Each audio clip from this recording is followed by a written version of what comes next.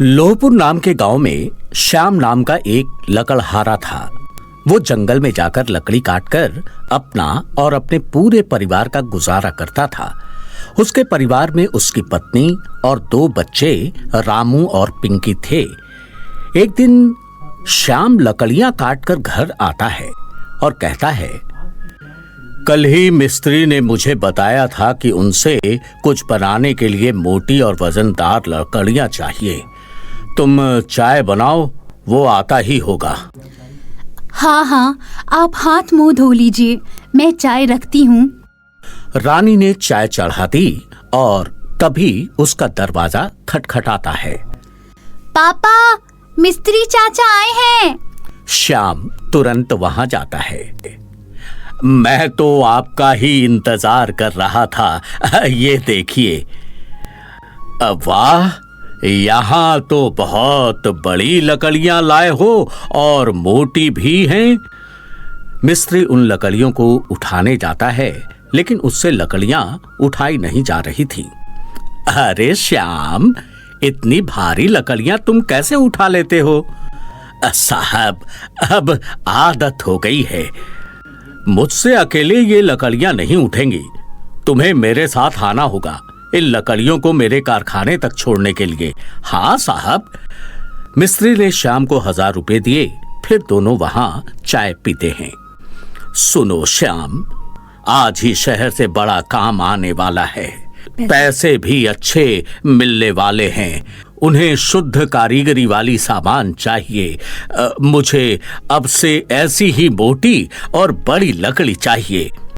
है साहब, मैं लेकर आऊंगा।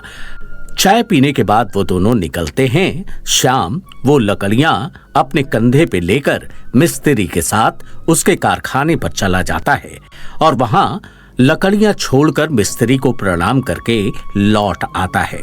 पर लौटते ही उसकी पत्नी कहती है, ये तो बड़ी अच्छी बात है जी।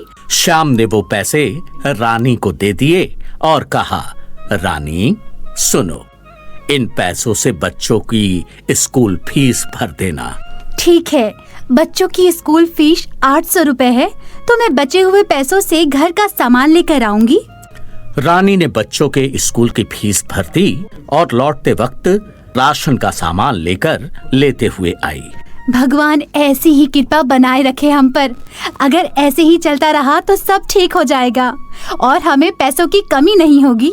वहाँ जंगल में श्याम रोज बड़े बड़े पेड़ काटता था और लकड़ियां जमा करता था। इस बड़े पेड़ को काटता हूँ और इसके 3 बड़े टुकड़े करता हूँ, फिर मुझे 300 रुपए मिल जाएंगे। श्याम खुशी खुशी वो पेड़ काटने लगा। फिर वो पेड़ काटकर उन लकड़ियों को अपने साथ लेकर गांव की ओर चल पड़ा। सीधे मिस्त्री के कारखाने पर उन लकड़ियों को रख दिया और फिर मिस्त्री ने उन लकड़ियों का पैसा भी दिया। कुछ दिनों तक ऐसा ही चलता रहा। श्याम बड़े बड़े पेड़ काटकर उससे लकड़ियां मिस्त्री के पास जाकर उसे बेचता था। एक दिन श्याम की गलती की वजह से एक बड़ा सा पेड़ काटते वक्त वो पेड़ उस पर ही गिर गया। श्याम जोर जोर से चिल्लाता है। श्याम की चीखें सुनकर आसपास के लकड़हारे उसकी मदद करने के लिए आते हैं।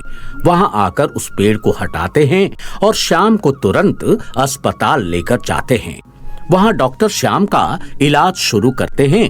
फिर रानी बच्चों के साथ अस्पताल में आती है। माँ, पापा ठीक हो जाएंगे ना? हाँ बेटा, सब ठीक हो जाएगा। डॉक्टर ने बहुत देर तक श्याम का इलाज किया और फिर वो रानी के पास आए और बोले, पेड़ उन पर गिरने से उनकी 2 पसलियां ही टूट गई हैं। हे भगवान, ये क्या हो गया? उनका ऑपरेशन करना होगा। लगभग